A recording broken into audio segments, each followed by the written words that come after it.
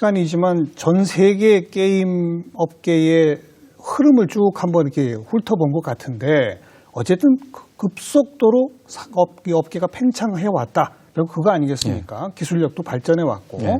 근데 그런데 이제 그와 또 한편에 제가 오늘 시작하면서 소개했습니다만 세계보건기구 WHO 같은 곳에서 게임을 이제 질병 코드로 분류하려고 하지 않습니까? 예. 그건 어떻게 보세요? 질병 코드에 대해서는 저희 학회에는 지난 1년 동안 일관되게 반대해 왔습니다. 그러니까, 게임의 어떤 질병이냐 아니냐의 유무도 의료계 내에서조차도 의학계 내에서 또는 심리학계 내에서도 대단히 의견이 갈리고 있는 분야고, 그리고 그 데이터에 대한 그게 정말 인과관계가 성립하는가 그런 데이터도 축적이 돼 있지 않습니다. 그래서 그런 상태에서 WHO가 이런 어떤 질병 코드 지정을 좀 무리하게 그래서 작년에 시도를 했다가 결국에는 미국과 유럽의 학자들이 반발하니까, 즉 반대를 하니까 1년 유보를 시켜놨다가 올해 다시 지금 상정하려고 예. 준비를 좀 하고 있거든요. 예. 근데 그 자체가 아직 그 검증이나 데이터 축적이 충분하지 않기 때문에 저희는 조금 더 신중하게 해야 된다라고 생각을 하고 있습니다. 게임 학계는 그렇게 주장하시지만 예. 뭐 의료계 일각 그리고 또 교육계 예. 뭐 이쪽에서는 이미 오래전부터 우리 국내에서 청소년들의 이른바 게임 중독에 뭐 알코올 중독, 마약 중독 뭐 그것의 하나로 게임도 포함시키자 뭐 이런 논의가 오래전부터 있어 왔지 않습니까? 근데 이제 게임에 대해서 이제 이렇게 볼 수가 있습니다. 예를 들면 인과관계에 있어서 게임이 원인이냐 게임이 결과이냐에 그건 아직 알 수 없습니다. 근데 대개 지금 게임 질병 코드를 주장하시는 분들은 중독이라고 말씀하신 분들은 그게 원인이라고 이야기합니다. 그렇죠. 게임을 자꾸 하다 보니 중독이 됐다. 예. 근데 반대로 이야기하면 또 그렇습니다. 저도 이제 게임에 대해서 그런 벌써 한 15년 전에 그 게임의 어떤 저희들이 이제 과몰입이라는 용어를 씁니다만 그런 어떤 현상에 대해서 조사를 해본 적이 있습니다. 예. 정부와 같이. 예. 근데 거기서 공통적으로 발견되는 게 어떤 게 있냐면 한 3년, 2, 3년에 걸쳐서 저희들이 이제 패널 데이터를 구축을 했는데 어떤 게 있냐면 게임, 흔히 말하는 게임 중독이라는 현상에 노출된 또는 그런 현상이 나타나는 청소년들 같은 경우에 사회 경제적 구조하고 관계가 돼 있다는 저희는 그런 결론을 발견을 했었습니다. 네, 그러니까 네. 주로 이제 사회적으로 조금 어려운 가정들, 즉 빈곤 가정에서 그런 어떤 청소년들이 많이 나타나는 건데 예를 들어서 조선 부모라든지 아니면 뭐 이혼 가정 이런 어린이들과 청소년들 같은 경우는 예를 들면 집에 돌아와도 그들을 누가 돌봐주거나 이럴 분들이 안 계십니다. 그래서 그냥 예. 계속 게임하는 거죠. 그리고 부모들이 또 어떻게 되냐면 얘들에게 가장 쉽게 얘들을 탈선하지 않고 돌봐줄 수 있는 데가 PC방이라는 그런 생각을 가지고 있기 때문에 돈 한 2, 3천 원을 쥐어주고 PC방에 있다가 저녁에 내가 엄마 아빠가 집에 들어올 때 들어와라라고 이야기를 한다는 겁니다. 그럼 얘들은 일반적으로 이제 뭐 엄마가 애들을 케어하거나 이런 어떤 가정들 같은 경우 끝나고 난 다음에 학원을 가거나 아니면 집에서 학습을 할 때 실제로 이제 게임이나 이런 것들을 잘 관리하거나 이런데 예. 그게 안 되는 가정에서는 이런 현상이 이제 발생한다는 건데 그러면 이제 우리는 이렇게 질문할 수 있습니다. 그 청소년들이 대단히 도움이 필요한 청소년들이 게임을 하지 않고 어디에 가 있어야 할까요? 자, 그러면 PC방에서 게임하지 않는 것 외에 그들에게 우리들은 어떤 걸 제공할 수 있을까요? 무엇을 할 수 있을까요? 라는 질문이 나옵니다. 그럼 그들이 과연 뭘 할 수 있을까를 생각해 보면 별로 대안은 없습니다. 근데 그런 상태에서 즉 저는 이제 그걸 우리가 이제 게임에 대한 어떤 중독 이슈를 보면서 끊임없이 저는 생각하는 게 뭐냐면 이런 사회 경제적인 어떤 이슈들 문제를 사회 경제적인 어떤 모순 구조로 해결하지 않고서는 결국에는 게임을 둘러싼 이런 어떤 논란들이 절대 가라앉지 않을 거다. 또는 이런 청소년들이 끊임없이 나오는 건 막을 수 없다는 생각을 하게 됩니다. 예. 그건 맞는 지적일 수 있습니다. 그런데 어쨌든 게임이라고 하는 것의 고유한 특성상 자꾸만 접하다 보면 과몰입, 중독이라고 하는 부작용이 있을 수 있다는 것 또한 인정되는 거 아닌가요? 예, 그래서 그것 때문에 결국에는 이제 저 같은 경우 그걸 해결하려고 하는 방법을 했던 게 그런 청소년들에게 어떻게 도움을 줄까 할 때 결국엔 대안이 나왔던 게 그들이 좋아하는 게임을 공부를 시키는. 공부? 예. 그러니까 이제 저는 그것을 이제 G러닝이라고 즉 게임 기반의 게임의 G를 써서 그랬습니다만. G러닝. 예, 명명을 했습니다만. 게임을 써가지고 특히 이제 중하위권 학생들 또는 사회적으로 좀 빈곤한 가정의 학생들, 청소년들에 대해서 그들이 좋아하는 게임으로 학습을 시키는, 즉 영어, 수학, 국어를 게임으로 시키는 겁니다. 아, 그런 것도 있어요? 예. 그걸 벌써 제가 2003년부터 시작을 했으니까 그것도 꽤 벌써 한 15년 됐네요. 그런 게임들도 개발이 돼 있습니까? 제가 개발을 했었죠. 그래서 개발을 해서. 근데 재밌어 합니까, 청소년들이? 예, 너무 재밌어 합니다. 정말요? 예, 그건 아마 게임을 안 해보셨으니까 그렇게 아마 어. 말씀하실 겁니다. 지금의 게임 세대에는 게임이라는 것은 마시는 물과 똑같습니다. 예, 그들은 예. 게임을 제거해버리면 우리가 물을 못 마시면 죽듯이 아니 근데 제 말씀은 그게 아니라 다른 게임들이 많이 널려 있잖아요. 예. 근데 그것과 비교해서 상대적으로 영어 수학 공부시키는 게임도 그 못지않게 재미있어야 할 거 아닙니까? 네, 그게 좀 어려운 포인트입니다. 그러니까요. 네, 근데 그걸 해결했으니까요. 그러니까 G러닝이라는 그런 학습 도구에서 대단히 중요했던 건 바로 그 포인트였습니다. 이것도 재밌어야 한다. 예, 재밌어요. 그러니까 재미하고 학습 효과 두 가지가 동시에 양립해야 되는. 그래서 사실 개발 과정이 대단히 어려웠었습니다. 어허. 그래서 하나만 개발하면 예를 들면 뭐 학습 효과가 올라가는 콘텐츠도 많고요. 그다음에 재미만을 추구하는 게임은 너무너무 많습니다. 예. 이 두 가지를 섞어버리면 물과 기름과 같은 두 가지를 섞어버리면 그리고 게임 내 학습 요소를 담으면 얘들이 금방 눈치챕니다. 당연하죠. 그래서 그걸 처음에는 그래서 양념을 좀 약하게 처음에는 그러니까 학습 요소를 약하게 해야 됩니다. 그러니까 공부하는 것처럼 안 보이게. 예, 안 보이게. 그런데 그러다가 하다 보니 공부가 되는. 공부가 될 뿐만 아니라 뒤에 가면 공부 약이 늘어납니다. 공부 안 하고서는 해결 못하는. 근데 애들이 그걸 이제 게임이라는 그 세계에서 애들이 서로 경쟁하고 서로 협력하고 서로 도와주는 구조를 만들거든요. 네. 그러니까 인간이 어쩔 때 가장 즐거워하는가를 저는 이제 연구를 해보면 이런 것 같아요. 인간은 남과 경쟁해서 이겼을 때 행복해합니다. 근데 그에 못지않게 인간은 행복해하는 건 뭐냐면 어려운 상대를 도와줬을 때 너무너무 행복해합니다. 네. 근데 저는 그 요소 두 개를 다 집어넣었거든요. 그러니까 공부가 힘들어하는 학생을 잘하는 학생 가르치면서 느끼는 희열이 있습니다. 왜냐하면 진심으로 고마워하거든요. 네. 그래서 그런 구조를 놓고 예를 들어 포인트 같은 게 그런 겁니다. 공부를 도움을 받았던 학생이 도움을 준 학생한테 일종의 메달, 포인트 이런 걸 주고 감사를 표하는 거죠. 근데 그 포인트는 사실 현실에서 별 도움도 안 됩니다. 아무 쓸모도 없습니다. 그러나 상징적으로라도. 예. 근데 그런 구조를 통해서 그 두 구조가 양립하도록 만들어 놓은 거죠. 서로 협력하고. 예, 또 그 경쟁하고. 결과 상대 팀과 경쟁하고. 예, 상대 팀과 경쟁하는 거죠. 그리고 그 과정에서 공부가 되도록 하고. 예, 그런 거죠. 그러니까 그 과정을 통해서 이제 봤던 게 국내에는 그래서 200여 개 학교까지 확산을 했습니다만 선생님들 놀라는 게 이제 그런 포인트입니다. 평소에는 그러니까 우리나라에서 한국 사회에서는 공부를 잘하는 학생과 공부를 못하는 학생은 친구가 될 수 없습니다. 그건 서로 다른 계급입니다. 근데 이 G러닝 내에서는 팀을 짤 때 잘하는 애 못하는 애 중간에를 다 섞어서 일부러 짭니다. 그래서 그러면 어떤 일이 발생하냐면 상대 팀을 이겨야 되기 때문에 어떻게든 협력해야 됩니다. 네. 그러면 대화를 합니다. 그리고 심지어 점심시간에 모여서 지들끼리 전략을 짭니다. 작전 회의도 하고. 네, 회의를 합니다. 그래서 G러닝을 투입한 교장 선생님들이 공통적으로 이야기하는 게 점심시간에 가만히 운동장을 보면 쟤하고 쟤는 분명히 친구가 될 수 없는데 왜 쟤들이 무슨 이야기를 하고 있지라고 굉장히 의아해하는 경우 굉장히 많이 봤습니다. 선생님도 그렇고. 근데 그게 이제 작전 회의하고 있는 거죠. 잠깐만요. 정식 학교에서 그런 게임을 아이들한테 시킨단 말이에요? 예, 시켰던 적이 있습니다. 지금 이제 그 부분이 사업이 중단이 됐고 종료가 됐습니다만. 왜 그건 중단 종료가 됐습니까? 여러 가지 좀 복잡한 그 사정이 있습니다. 정부 같은 경우는 그런 어떤 사업의 지속성에 별 관심이 없습니다. 그래서 이건 이제 장기적으로 뭐 10년, 20년 이렇게 오래 가야 되는데 만약에 그런 어떤 G러닝 사업이 그때 이제 문화체육관광부하고 교육부가 같이 공동으로 하는 사업이었습니다. 예. 근데 그게 지금까지 존속이 됐다면 아마 지금의 전국의 초중고에 아마 그 프로그램이 깔렸을 겁니다. 다른 나라에도 이런 G러닝과 같은 것들이 있나요? 제가 처음에 이제 이게 세계 최초로 이루어진 어떤 하나의 시스템이기 때문에 예. 미국 2010년부터는 미국에 한 5년간 투입을 했었고요. USLA하고 같이 해서 LA 교육청하고 같이 해서 투입을 했었고 그다음에 외국으로는 뭐 베트남, 인도네시아, 뭐 필리핀 뭐 이런 나라들에 일본도 있었죠. 그래서 그런 나라에도 한번 주로 이제 공공 프로젝트 형태로 이제 투입을 쭉 했었습니다. 뭐 지금 우리가 게임의 과몰입, 뭐 중독성, 우려, 뭐 청소년 관리 뭐 이런 얘기 하다가 게임 자체적으로도 대안이 있을 수 있다. 그것의 하나가 G러닝이다. 뭐 이제 이런 얘기까지 나온 거고요. 예. 그죠? 그러나 어쨌든 제가 뭐 오늘 시작하면서 얘기했듯이 경제적, 산업적 측면에서 게임의 이 팽창은 뭐 누구도 못 막을 겁니다. 그러나 그와 동시에 각 사회마다 나라마다 청소년에 대한 걱정. 그래서 뭐 각종 규제가 있어야 되는 거 아니냐. 이 논란도 또한 끝낼 수 없는 거 아니겠습니까? 예. 그래서 그런 이슈 때문에 우리나라에 사실은 이제 규제 이전에 저는 게임에 대한 가장 중요한 의사결정권자는 학부모라고 생각을 합니다. 네. 근데 우리나라에서는 학부모들이 자신의 권리를 국가에 양도하거나 방임하고 있다고 저는 느끼고 있습니다. 그러니까 이제 선진국이라고 불리는 미국, 일본, 유럽 같은 나라들을 보게 되면 게임에 대한 규제, 지금 규제 말씀을 좀 하셨습니다만 우리나라는 많은 형태의 규제가 있는데 예를 들면 셧다운이라는 게 있습니다.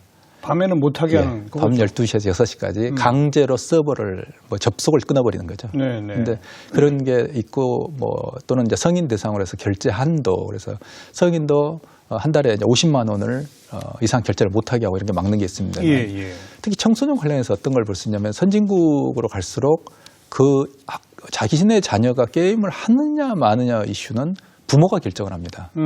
그리고 각 게임 회사가 가장 역점을 두어서 제공하고자 하는 것은 게임의 정보입니다.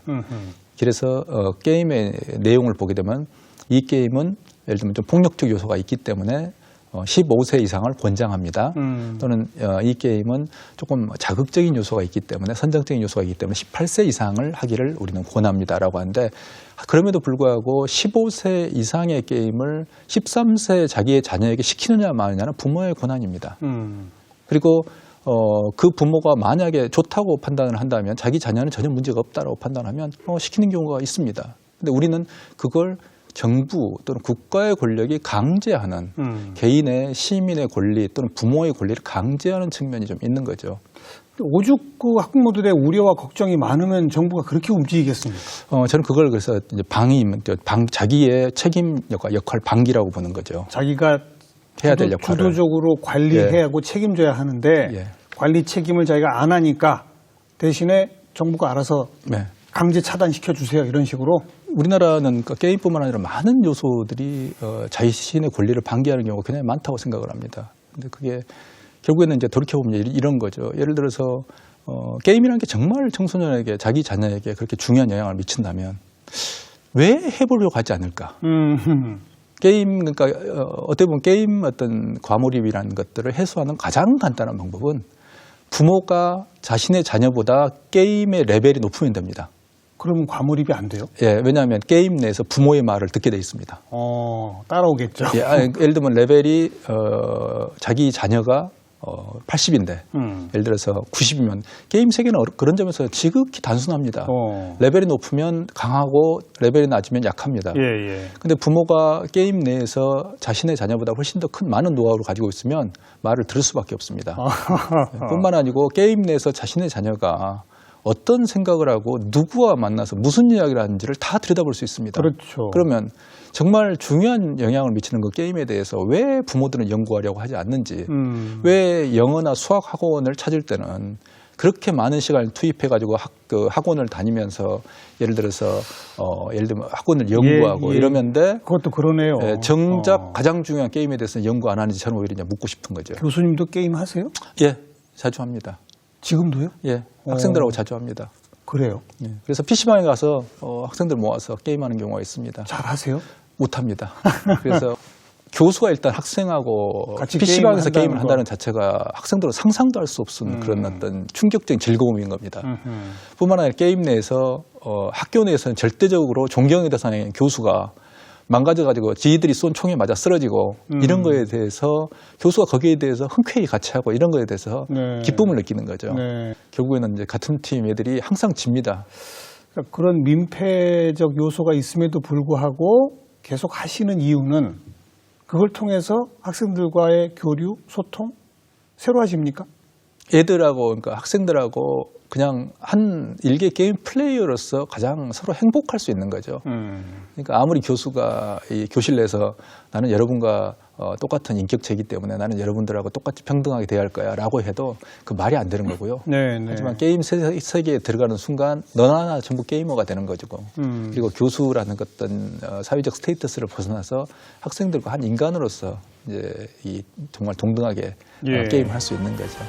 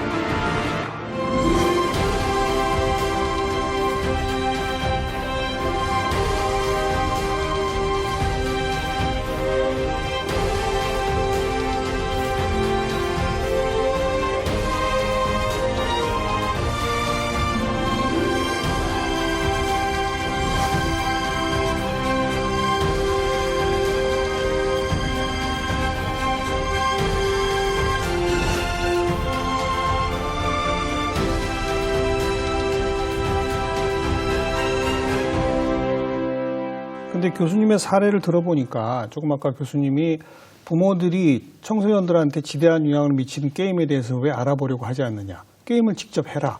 그래서 자녀보다 레벨이 높아지면 과몰입 막을 수 있다 그러셨는데 레벨이 높아지기는 어려울 것 같거든요. 근데 학부모들은 학생보다 훨씬 시간이 많거든요. 그런가요? 네. 그러니까 학생들이, 그러니까 청소년들이 어려워하는 것은 게임할 시간과 돈이 없다는 거거든요. 근데 그렇게 따지면 학부모들의 시간과 돈이 훨씬 더 많죠. 네. 저는 그것보다는 자기 자녀들이 진정으로 무엇을 원하는가에 대한 관심의 문제라고 생각을 합니다. 예. 예를 들면 최근에는 게임뿐만 아니라 또 청소년 사이에 문제가 되고 있는 게 동영상입니다. 그렇죠. 예, 동영상 지금 청소년들의 전체 그 시간 중에서 동영상 보는 시간에 게임하는 시간보다 더 많아지고 있거든요. 초등학생은 이미 그게 역전됐습니다. 동영상 시청 시간이 훨씬 깁니다. 네. 그러면 이제 저는 부모에게 똑같은 걸 묻고 싶은 거죠. 과연 자녀들이 보는 어떤 동영상 보는지 알고 계십니까? 그런 걸 조사해 보셨습니까? 또는 자녀들하고 그런 동영상에 대해서 같이 보면서 토론해 보셨습니까? 라고 똑같은 질문을 하고 싶은 겁니다. 네, 그건 안 하고 있을 겁니다, 아마. 네. 결국은 자녀의 일상에 대한 관심 그리고 자녀가 혹시라도 좀 중독되는 거 아니야? 과몰입하는 거 아니야? 라는 우려가 있으면 더 적극적으로 나서서 관리하고 책임을 져야 한다는 부모의 자세. 그걸 강조하고 계신 거군요. 예, 그렇습니다. 그래서 과거와 달리 청소년이라는 것은 과거에 눈에 보이는 상대였습니다. 예를 들면 우리 아들의 친구가 옆집에 철수였고, 그다음에 우리 뭐 영희의 동생이 뭐 같이 노는 친구가 뒷집에 뭐 누구였고, 이게 다 눈에 보였거든요. 이제는 눈에 보이지 않는 가상세계의 인간관계가 훨씬 더 깊고 넓다는 겁니다. 그렇죠. 그리고 그 가상세계는 부모 눈에 안 보인다는 겁니다. 안 보이죠. 저는 그게 지금 과거하고는 청소년들을 교육하고 자녀들에 있어서 더 심각한 상황이라고 생각을 하거든요. 그러면 과거보다도 과거에는 내버려 두면 집에 들어왔고 또는 과거에는 뭐 어디로 가는지 빤히 다 알고 있었고 하지만 지금은 이제 이 네트워크의 세계라 또는 이 가상 세계라는 것은 정말 눈에 보이지 않는데 뭘 하고 있는지 알 수 없기 때문에 그럼 훨씬 더 관심과 애정을 가지고 연구를 해야 되는 거죠. 지금은 과거에는 일방적인 교육이 중요한 거였던 훈육이라는 게 중요한 어떤 부모의 역할이었다면 이제는 자녀들에 대한 이해, 알겠어요. 연구 이게 훨씬 더 중요한 상황이 돼버린 거죠. 교수님도 그저 게임 좋은 거니까 마음껏 하게 놔둡시다가 전혀 아닌 거예요. 그건 아닙니다. 그래서 게임이라는 더 것은 이해하고 관심 갖고 관리돼야 한다. 그거 주장하시는 예. 거죠. 그래서 게임이라는 것은 사실은 굉장히 위험한 게임도 많이 있습니다. 그래서 그런 것들을 예를 들면 18세 이상의 정말 슈팅 게임을 초등학생들이 하는 경우 굉장히 많거든요. 그럼 그런 부모들이 알아야 하는 겁니다. 네네. 그래서 그 경우에 따라서 막아야 되는 거고요. 근데 그런 걸 하지 않고 있다는 거죠. 그러면 아무리 정부가 또는 국가가 셧다운제를 도입해서 막으려고 해도 결국에는 그거 막을 수 없는 거거든요. 왜냐하면 성인 아이디를 쓰거든요. 네네. 그런데 정부의 어떤 셧다운 등등의 규제는 우리 게임 산업 발전에는 나쁩니까? 예, 아주 부정적 영향을 미치죠. 그래요? 대표적인 게 뭐냐면 셧다운 제도라는 게 실질적으로 도움이 안 된다는 건 이 정부처들도 예를 들면 그 주체 여가부 같은 경우 다 알고 있거든요. 그러니까 도움이 안 된다는 건? 실제로 그 게임을 규제하는 청소년들을 게임으로부터 차단시키는 효과가 별로 없다는 거죠. 그래요? 예. 그래서 그런 걸 알고 있고. 청소년이 아니라 성인 아이디를 쓰면 예. 셧다운 대상이 안 되니까. 예. 그런 거죠? 예, 그런 것도 있고 학생들이 이제 셧다운되는 시간을 피해가지고 그러니까 게임 전체 총 시간은 변하지 않는. 하지만 이제 밤에 심야에 하는 시간 줄어든 뭐 이런 어떤 효과 정도가 있는 거죠. 네. 뿐만 아니고 결국에 셧다운이라는 것은 국제적으로 이건 웃음거리거든요. 그런데 셧다운 제도에 대해서 이제 개발자들의 사기에 좀 영향을 좀 악영향을 많이 미치는 측면이 개발자 있습니다. 사기? 예. 그래서 셧다운도 그렇고 예전에 이제 이번에 좀 전에 말씀하신 질병 코드 이전에 2012년에 4대 중독법이라는 게 그때 있었습니다. 네. 그래서 마약과 게임을 똑같이 하고 이게 그러니까요. 게임 개발자들에게 정말 너무너무 심한 정신적 충격을 줬거든요. 내가 사회에 해악이 되는 예. 걸 만들고 있단 말이야? 그러니까 마약 제조업자로 비치면 이건 그들에게 있어서 정말 우리가 IT가 창의적인 산업이라고 이야기를 합니다만 예를 들어서 사람들이 게임 뭐 하세요? 게임 개발하고 있습니다. 그거 마약하고 똑같다던데? 라고 이야기를 들었을 때 그들이 가지는 정말 충격과 그 자존심에 대한 손상 이런 것들은 정말 말로 표현할 수 없는 거죠. 저는 오늘 유 교수님의 그 주장에 대해서 100% 다 동의할 수는 없습니다. 우리 시청자분들은 상당히 우려하시는 분들이 있기 때문에 정부가 그런 강력한 규제 이런 거 하는 게 우리 사회 분위기를 위해서 필요하다라는 목소리도 분명히 있습니다. 하지만 동시에 교수님이 강조하신 대목 가운데 부모가 더 적극적으로 이해하려고 들고 또 대화하려고 하고 더 적극적으로 관리할 책임이 있다. 그 책임을 왜 정부한테만 떠맡기느냐 이 말씀은 제가 분명히 동의할 수밖에 없네요. 네. 그리고 게임 산업은 뭐 우여곡절 지금 거치고 있습니다만은 앞으로 다시 한번 우리가 재도약할 수 있을까요? 마지막으로 어떻게 생각하세요? 그러기를 바라는 거죠. 그러니까 과거에는 그럴 수 있다라고 생각을 했지만 최근에 어떤 한국의 사회 그리고 게임 회사의 상황을 보면서 가장 이제 게임 산업에 있어서 중요한 건 뭐냐면 결국에는 게임을 개발하고 있는 개발자 또는 개발 회사가 정말 공격적으로 뭔가를 해줘야 되거든요. 네. 그게 2000년대 초중반에는 그게 있었습니다. 예. 예를 들면 뭐 라면을 먹고도 게임을 개발했고 그리고 개발해서 성공하면 보상을 받았고 근데 그 생태계 구조가 다 지금 깨져 있거든요. 그래서 그렇다면 그리고 돈이 있는 대기업은 대기업대로 게임 대기업들은 대단히 보수적으로 합니다.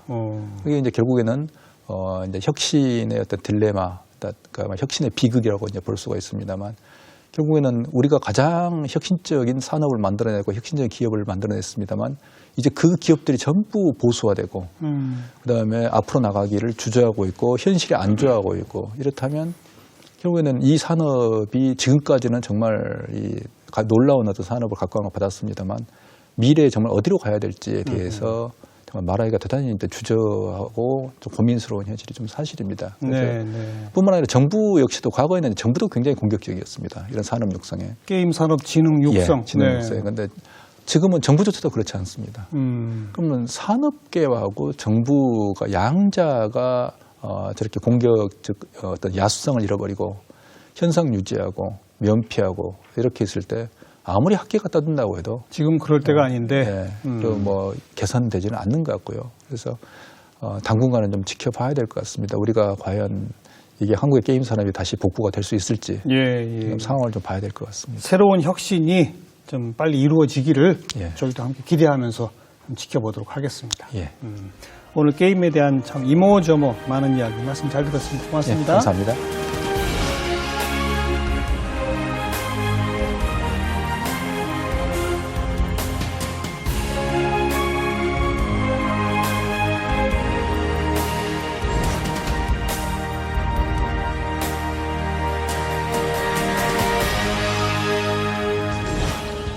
네, 기억에 남는 단어는요.